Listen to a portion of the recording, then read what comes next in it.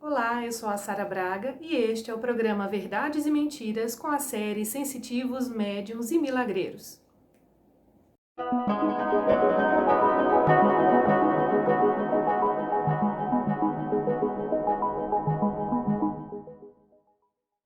Conforme combinado, esta semana nós vamos responder a mais 3 perguntas que foram dirigidas à extinta Academia Brasileira de Paraciências, inclusive perguntas muito atuais. Tudo bem, Felipe? Tudo bem. Você tá bem? Tudo jóia. Antes de fazer a primeira pergunta, gente, eu quero contar a vocês uma peculiaridade desse bichano aqui. Esse é o Apolo, a gente brinca que a gente chama ele de Poio, e a gente costuma dizer que ele é um gato mago. Esse gato, gente, ele é muito especial. Ele costuma perceber quando qualquer um de nós está com alguma dor. Ele sai de onde estiver, vem e deita em cima do local dolorido. E ele faz isso desde sempre. É um gatinho muito, muito especial. Nosso gatinho enfermeiro, né, Felipe? É um gatinho. Vamos fazer... Tá com 7 anos esse bichinho. Exato, 7 aninhos. Então, gente, vamos responder aqui a primeira pergunta. Nós humanos somos animais. Pensamos, temos memória e sentimentos. Os outros animais também têm? Essa é uma pergunta sempre muito atual, de fato. Por incrível que possa parecer, eu sou de uma geração que na escola, aprendeu que os animais não sentiam dor, não tinham sentimentos. E, enfim, aquilo, desde pequeno, aquilo sempre me deixou muito incomodado, né? Porque eu tinha animais de estimação em casa, como temos agora o Apolo, né? O gatinho, e eu sempre, desde pequenininho, eu achava que eles tinham sentimentos, emoções, achava que eles pensavam, eu achava que eles faziam escolhas racionais. E eu sempre senti isso. Então, quando na escola o professor me disse que os animais não tinham sentimento e que eles não sentiam dor, que por isso não fazia mal o que acontecia nos matadouros com o gado. Nossa, que absurdo. Né?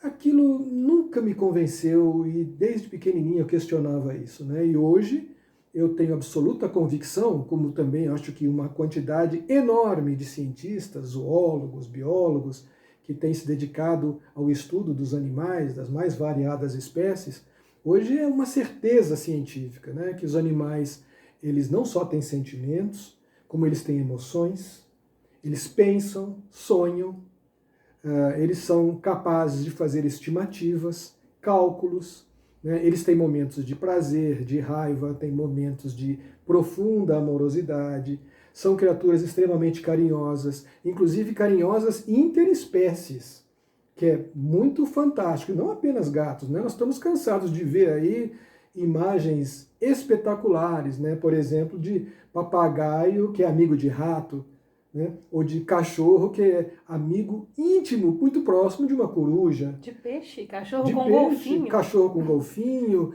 Enfim, é muito interessante. Nós temos visto muitos e muitos e muitos exemplos nos últimos anos de amizades, profundas amizades carinhosas, interespécies. Isso sempre me deixou assim muito pensativo, né? Porque nós humanos, que naquela minha fase, né, de pré-adolescência, já nos considerávamos sendo obra-prima da criação, os seres humanos sempre tiveram esse arrogante posicionamento de acharem que são a obra máxima de Deus, né? A coisa mais perfeita que Deus pode ter criado. Nós humanos não temos essa mesma capacidade de tolerância, de interação carinhosa, de amorosidade interespécie que nós vemos nos animais, como o próprio Apolo, o Popóio, né? Quantas e quantas vezes nós não temos visto, até recentemente, né? Intolerância humana por causa de cor de pele, por causa de diferentes opções religiosas, por causa de divergências entre partidos políticos. Nós estamos cansados de ver péssimos exemplos de completa bestialidade, uma bestialidade muito inferior à que é demonstrada por outras espécies de animais, de pessoas que se agridem e matam, e torturam, machucam umas às outras por causa de bobagens, como, por exemplo, torcidas de jogo de futebol, ou então por preferências de um maço de cigarro ou de uma bebida ou outra. Quer dizer, nós seres humanos temos muito que aprender com as outras espécies de animais, especialmente essa tolerância, esse carinho, né? No caso do Popói, por exemplo, nossa, quantas e quantas vezes, né, que eu estava com algum problema ou estava de fato sentindo uma dor, um incômodo, ele percebeu, chegou perto de mim, fez um carinho, sentou no meu colo e muitas vezes bem próximo do local ou da situação que estava me incomodando, como se falasse, aqui, ó, eu estou aqui, eu sou seu amigo, pode contar comigo, entendeu? Pode contar com o meu carinho, com o meu apoio. Isso é verdadeiro, a gente percebe que é uma relação afetiva verdadeira, né? Muito. E além disso, né, a ciência nos últimos tempos tem demonstrado assim, experiências fantásticas que indicam a existência não só de inteligência, mas de raciocínio lógico em várias espécies de outros animais. Mostraram com elefante. Com elefante, com polvo, com corvos, com pardais, enfim, vários animais que até pouco tempo muitos imaginavam que eram estúpidos, que só eram movidos por instinto. Aliás, era uma coisa que também sempre questionava na escola, mas o que é esse instinto? Né? O que é o instinto? Quer dizer, o animal, então, ele reage automaticamente às coisas como se fosse um robô, uma máquina, porque é o instinto ditando. Isso é uma bobagem.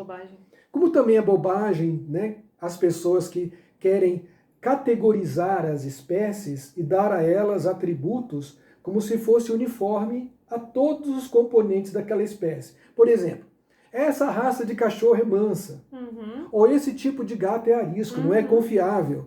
Isso não existe. Hoje nós já sabemos também que os animais têm individualidade. Com certeza. Tem personalidade, tem um caráter, né? Tem animais que são realmente mais ariscos, mais intolerantes, têm medo da aproximação dos humanos, e com muita razão, né? E tem animais que são profundamente afáveis, tolerantes, carinhosos, né? Inclusive animais que são considerados normalmente como feras perigosas. Eu tenho um amigo que cria tigres, e os tigres são mansos, ficam sem coleiras, nunca morderam ninguém na casa, nem a esposa, nem os filhos, né? Conheci pessoas que criam animais, inclusive serpentes venenosas, nunca foram picados pelas serpentes, ou aranhas. Tem crianças que têm aranhas de estimação. Eu sempre tive uma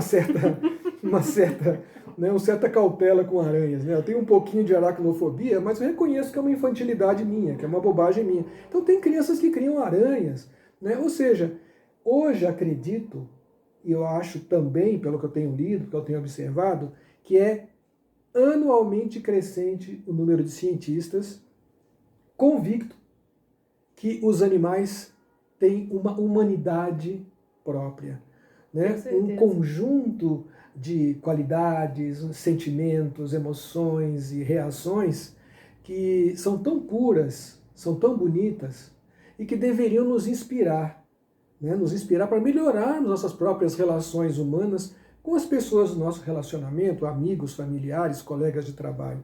Nós somos uma espécie muito belicosa, muito difícil, muito intolerante. E os animais sempre são maravilhosas inspirações para a gente. Com certeza. Eu tenho duas observações breves para fazer. Eu me lembro quando eu trabalhei numa universidade, no laboratório de zoologia dessa universidade. Isso eu nunca vou esquecer, porque foi marcante, não foi legal. E eu saí por causa disso, acreditem ou não, mas eu estava preparando a turma de biologia para fazer prova com os bichinhos mortos. Sim. Só que eu tinha que ajudar o rapaz do laboratório a sacrificar hamster. Nossa. Ah, meu Deus! Quando eu vi, eram aqueles hamsters gordinhos, branquinhos, assim, bem gordinhos, grandinhos. Muito fofos. Lindos! E eles estavam presos para a quantidade de alunos, cada aluno tinha um, acho que era dupla. Aí estavam lá na mesa, eles de barriguinha para cima, com as mãozinhas e os pezinhos presos. Gente, é horrível falar isso, mas eu presenciei. Aí ele vinha, o rapaz do laboratório, com uma seringa e o bichinho lá com o coração batendo forte, bem forte, vinha com a seringa bem no meio do peito. Que era assim que fazia, sacrificar o bichinho. Aquilo me deixou completamente transtornada. Eu fui pro banheiro da universidade, chorei e saí de lá. Uhum. Porque, para mim, é inadmissível. Eu entendo que para certos tipos de cursos, como biologia, veterinária, esses estudos são necessários. Uhum. Mas, ainda assim, eu não consegui. Foi muito estranho aquilo, foi muito estranho.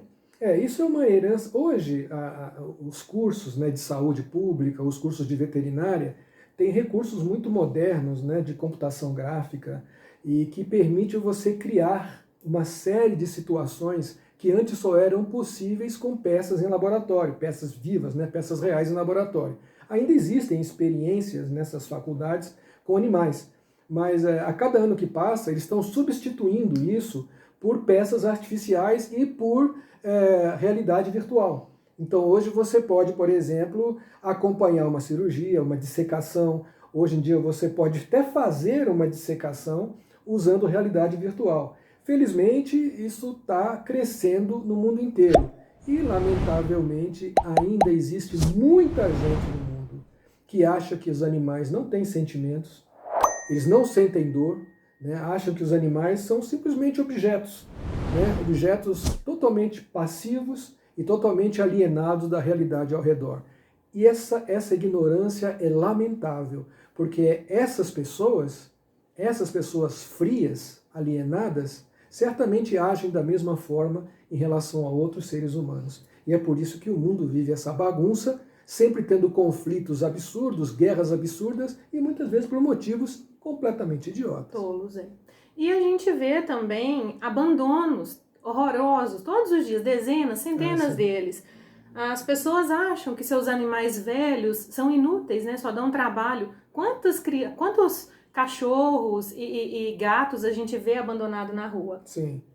Tem muitos casos, né, que as pessoas mudam de casa para apartamento e falam, não vou levar o cachorro para apartamento. Então, trata o animal, né, como se fosse uma peça descartável, como se fosse uma meia velha.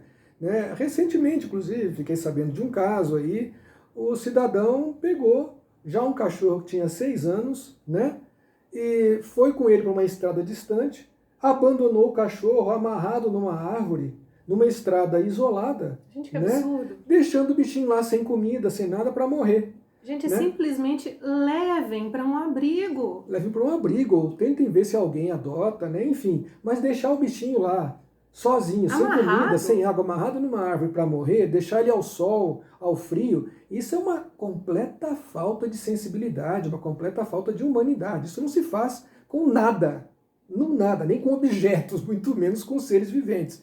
Então, é lamentável que esses péssimos exemplos de falta de humanidade, de grosseria e de bestialidade existam e aconteçam ainda entre a nossa espécie. Infelizmente, é isso mesmo. Vamos agora, então, responder a segunda pergunta.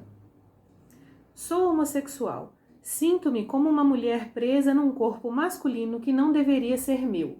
Cresci sendo tratada como uma aberração. A homossexualidade é uma doença ou uma condição natural?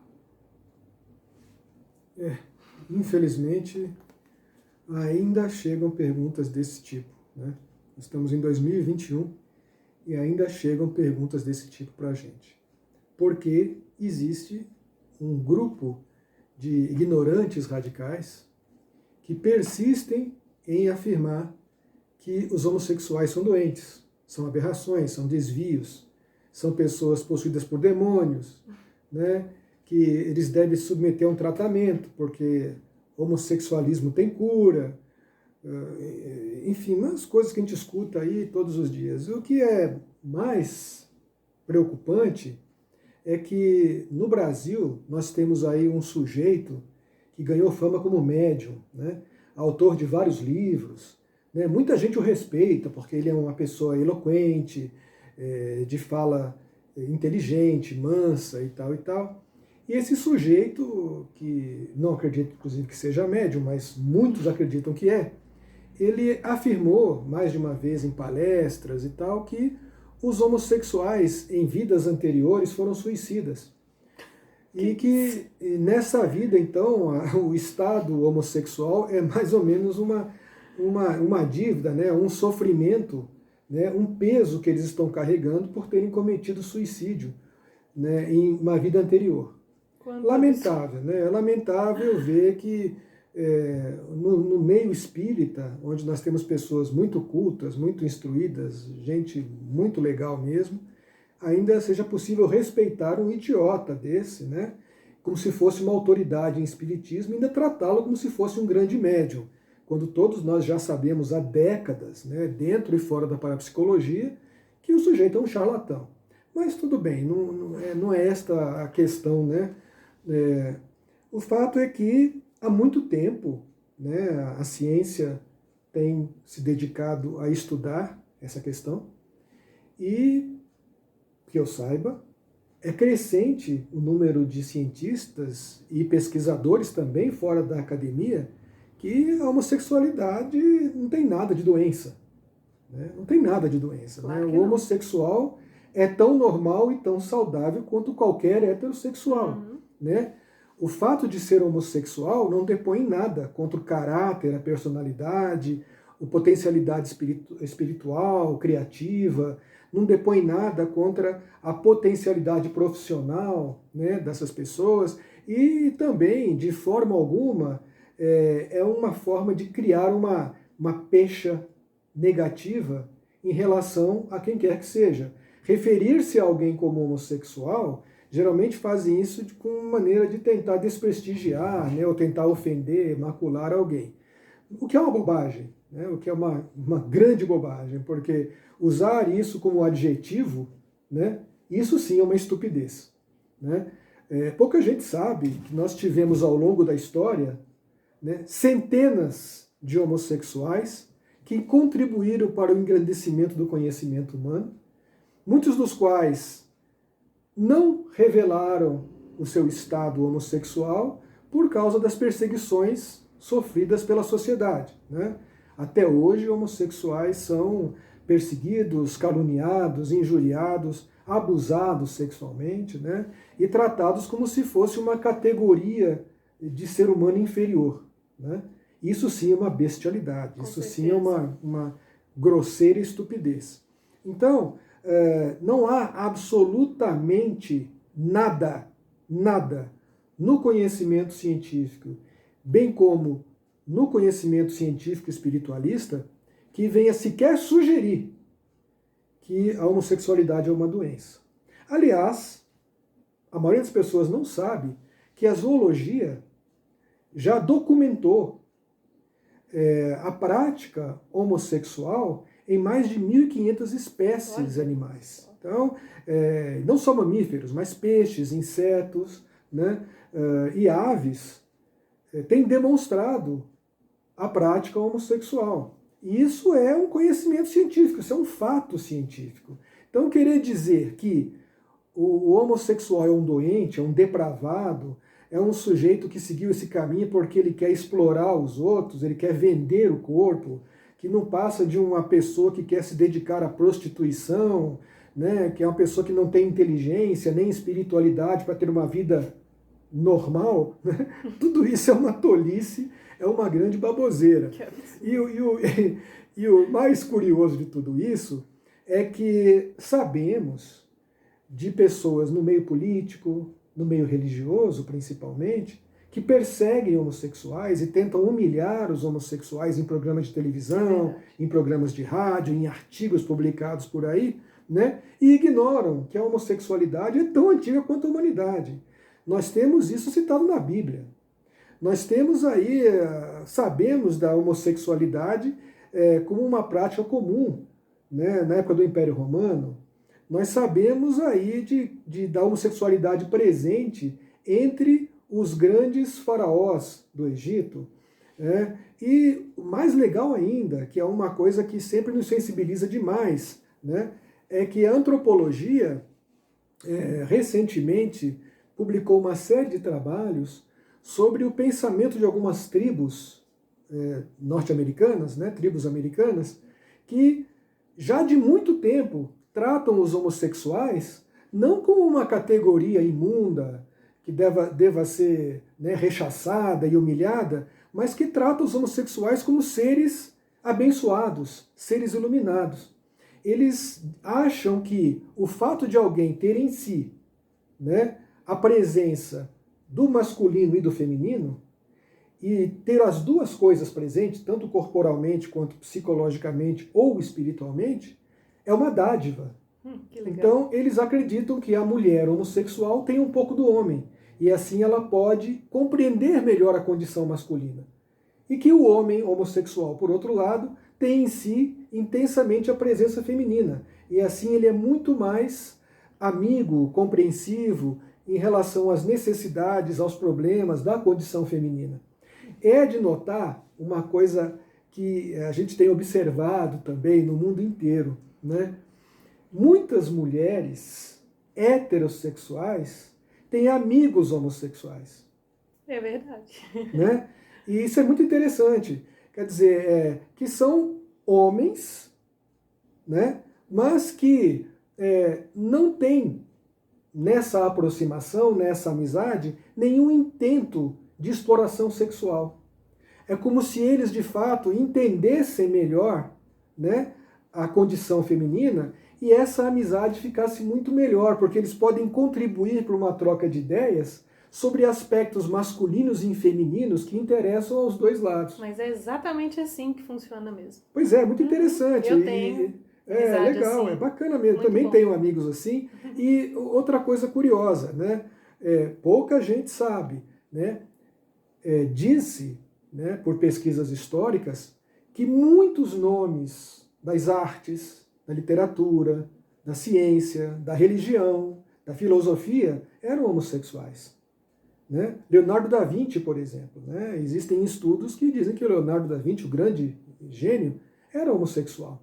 Né? Então, essa coisa idiota de querer rebaixar uma pessoa porque ela é homossexual, ou porque ela é transexual, ou porque, né, ela resolveu, em algum momento da vida, assumir, né, uma condição diferente daquela do nascimento, né, tendo uma relação afetuosa com alguém do mesmo sexo, que bobagem!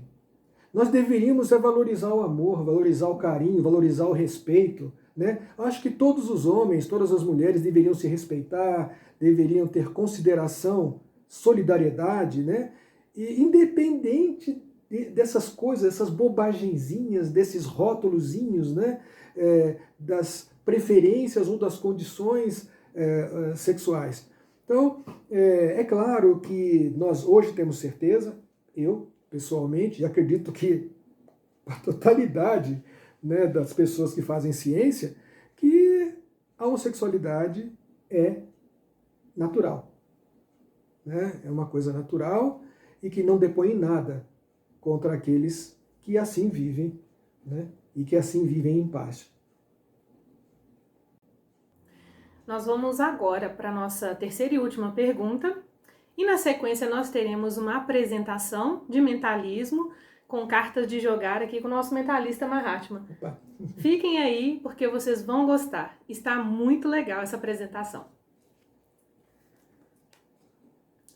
Fui numa senhora que prestava serviços como sensitiva. Ela não usou cartas de tarô, mas um baralho normal. Dá para prever o futuro com cartas de jogar comuns? Bom, gente, eu lembro quando fizeram essa pergunta faz uns 20 anos mais ou menos, mas ela também é bem atual, né? Gente, primeiramente, né, nem carta de tarô e nem carta de baralho prevê futuro, né? Não existe poder nas cartas, né? Tem alguns charlatões aí dizendo que o desenho da carta, as cores, o formato geométrico atrai eflúvios de outras dimensões, então que dessa forma o tarô ou as cartas de jogar teriam um poder, né, implícito, né, e que a pessoa sensitiva então pode usar o tarô ou usar as cartas de baralho para facultar essa penetração no registro acástico, né, que seria um reservatório de todo o conhecimento humano, e assim contribuir para que os seus consulentes conheçam melhor os seus problemas interiores e possam, então, assim, deixar transparecer aspectos do passado, do presente e do futuro através do manuseio e do arranjo das cartas, né? Seja de tarô ou de baralho, cartas comuns de jogar. Bom, gente, olha, é importante a gente observar o seguinte. O fato de alguém usar o tarô ou as cartas de jogar para tentar fazer alguma visão precognitiva, né, não quer dizer que essa pessoa seja sensitivo, médium e muito menos milagreiro. Tá? Então, essa ligação que muita gente faz é equivocada, de achar que porque um sujeito usa o tarô ou tenta ter visões precognitivas com cartas, que ele é vidente, clarividente, telepata, faz projeção astral, né, que ele é médium, fala com espíritos. Não, não necessariamente. Tá? Então não existe um vínculo direto entre a prática do tarô e a existência de sensitividade, mediunidade ou capacidades curativas. Aliás, muito pelo contrário, né? As pesquisas feitas ao longo dos anos têm mostrado que a maioria dos usuários do tarô ou das cartas de jogar, né, fazem isso simplesmente como uma forma de divertimento, né, ou como uma forma de ilusionar. Não conheço nenhuma pesquisa, posso até estar equivocado, mas não chegou ao meu conhecimento até hoje, nenhuma pesquisa que tenha demonstrado experimentalmente que o tarô sirva para fazer premonições. Né? Se existir alguma premonição, não é por causa das cartas, mas por causa dos talentos da pessoa, né? de um dom que ela tenha. Não é a carta que dá esse poder, não é o baralho que empresta esse poder às pessoas. Tá? Então, a gente tem que entender o seguinte, que é uma triste realidade. A quase totalidade das pessoas que colocam anúncios em jornal, em revistas, em televisão, dizendo que fazem previsões com o tarô ou previsões com as cartas de jogar, estão simplesmente falseando com a verdade. Elas não têm esse poder, elas não têm essa capacidade. E muitas especializaram-se em estudar segredos do ilusionismo, segredos do mentalismo, para ilusionar as pessoas e fazê-las crer que elas têm sim a capacidade de sondar o passado, o presente e o futuro. E é justamente isso que eu vou mostrar para vocês. Daqui a pouquinho, né, nós vamos fazer aqui uma experiência, eu convidei a Sara para me acompanhar, nós vamos fazer aqui uma experiência para mostrar para vocês como que algumas pessoas usam cartas de jogar para dizer que elas têm, através das cartas, a capacidade de conhecer a intimidade dos seus consulentes.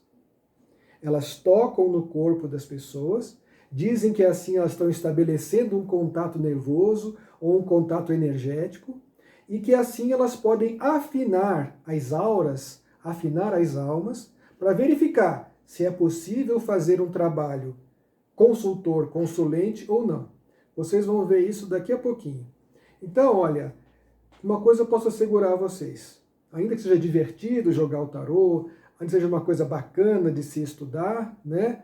Existe muita divergência entre os tarólogos na interpretação dos arcanos maiores e menores, bem como na forma de aplicar o tarô nas consultas, né? Muita gente que usa cartas de jogar, usa porque não tem paciência de estudar o tarô. Né? Existem milhares de livros, revistas, documentários, programas de televisão que usam e ensinam tarô. Existem cursos, palestras sobre tarô. Então, muitas vezes a pessoa se acomoda a usar as cartas de jogar, porque assim é muito mais fácil fingir que conhece a interpretação das cartas. Porque existem muitos estudos sobre tarô, mas muito pouco estudo, quase nenhum, sobre como usar cartas de jogar para fazer essa atividade precognitiva. Então, para um charlatão, para um embusteiro, é muito mais cômodo usar cartas de jogar do que usar o tarô. Porque ele está correndo o risco, se ele for usar o tarô, de ter um consulente que tem algum conhecimento e vá questionar a interpretação dele. Pois é. Então, é melhor usar cartas de jogar e dizer, olha aqui, eu aprendi a lidar com essas cartas, eu consegui descobrir a minha forma de interpretar o significado de cada uma. Então não estranhe não, tá? Mas eu uso as cartas conforme eu aprendi na minha prática. E não tem nada a ver como os outros usam. Então essa é uma maneira que muitos charlatões, muitos embusteiros empregam, né? Para convencer a pessoa de que aquele método é só dele. Então assim ela não vai ter como questionar, né, as interpretações e os valores atribuídos às cartas. Então vocês vão ver agora uma demonstração. Sara, bem-vinda a essa experiência de ressonância espiritual. Obrigada. Nós vamos fazer um teste de compatibilidade de almas. Se lhe der certo, quer dizer que os meus mentores, os meus guias espirituais abençoam essa nossa ligação e eu poderia então servir como o seu conselheiro no seu caminho espiritual. Certo. O que eu quero que você faça é que embaralhe estas cartas e escolha 2 cartas irmãs. 2 cartas irmãs significa uma carta preta e uma carta vermelha, do mesmo valor, porém de naipes diferentes, um vermelho e um preto. Qualquer uma, aquilo que a intuição lhe disser, aquilo que a sua intuição lhe disser. Me permita tocar em você para que as minhas vibrações possam passar para o seu corpo. Muito bem? Agora você pode, por gentileza, virar as 2 cartas. Você escolheu estas 2 cartas. Sim. 2 10, um vermelho e um preto. Eu vou tentar agora, com a bênção dos meus guias, com a bênção dos meus mentores, pedir a eles que me orientem para que eu possa fazer essa experiência com sucesso. Se ela der certo, é sinal que nós temos compatibilidade para avançar na nossa interação. Eu vou escolher aqui algumas cartas e a ordem das cartas que eu vou tentar transmitir para você simplesmente através de eflúvios psicoespirituais. Não, acho que essa aqui você não vai pegar aqui, não. Você vai pegar aqui. Muito bem. Então, neste momento, eu peço a você que segure o baralho e dê aqui no centro quantas cartas você quiser. Coloque na mesa quantas cartas você quiser. Sinta, procure sentir a sua intuição. Aí? Aqui. Você não quer tirar uma nem colocar outra? Não. Tem certeza? Tem. Então, por favor, escolha uma dessas cartas, põe aqui em cima. E agora tampe com estas outras. Isto. Junte tudo. Pegue novamente este bolinho de cartas. Permita-me tocar em você. Agora, por favor, você pode mais uma vez dar quantas cartas você quiser. Ponha quantas cartas você... Siga a sua intuição. Siga o seu coração. Muito bem. Agora você pega esta outra carta e coloque aqui. E tampe novamente e junte tudo, por favor. Me permita.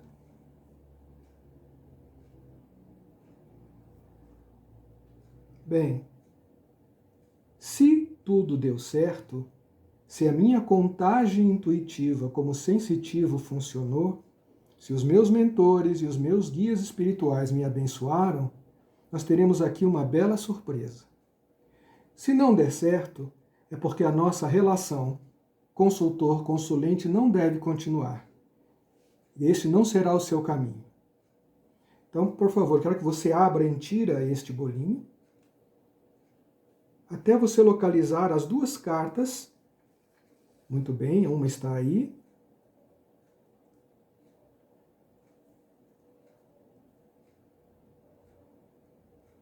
Até você localizar a outra carta, a vermelha que você tinha.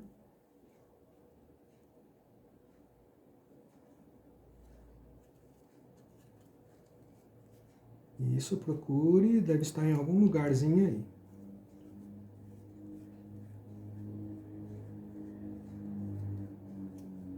É que as cartas escorregam e às vezes fica difícil de localizar. Ah, muito bem, está pertinho uma da outra. Agora eu quero que você separe essas cartas e aquelas que estão exatamente sobre elas. Isto. E mais estas aqui. Ótimo. Para que não haja nenhuma confusão, vou retirar as restantes. Veja bem, você embaralhou, você escolheu as cartas, você me permitiu embaralhar também e escolher a posição das cartas que eu queria, sob orientação dos meus mentores. Sim. Você depois contou quantas cartas você quis.